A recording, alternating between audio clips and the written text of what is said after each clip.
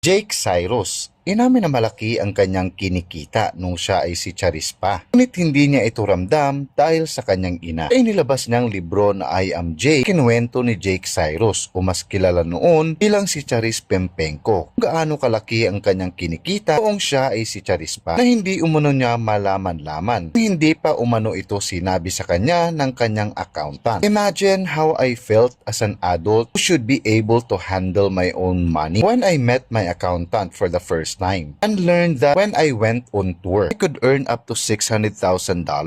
When I sang at private events, I could get up to $300,000. Endorsement in the States earned me up to $1 million.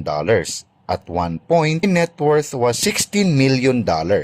Saad ni Jake. Ayon pa kay Jake, maaring hindi na ganyan ang halaga niya ngayon. Pero para sa kanya ay mas mayaman si Jake kaysa kay Charis. Kumikita na malaking halaga, at hindi naman nai-enjoy o nararamdaman ang kinikita nito. I am not worth $16 million anymore. But I assure you, I am richer than Charis.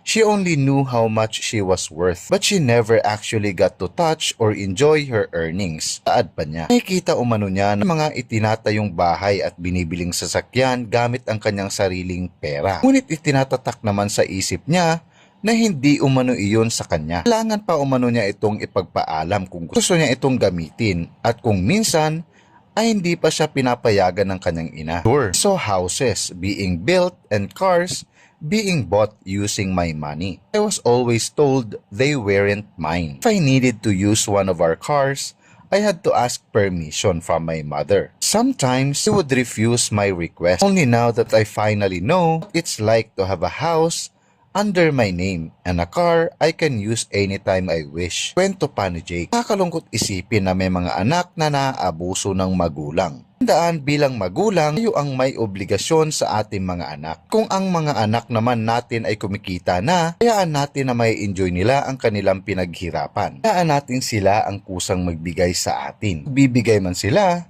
dapat ito ay dahil sa pagmamahal, hindi dahil sa pinilit sila at sinumputan. Pagsuporta at paggabay ang dapat nating gawin para sa ating mga anak. Ano ang masasabi mo hinggil sa usaping ito? Huwag kalimutang mag-like, mag-subscribe, and mag-comments down below. Muli, Yo Palermo.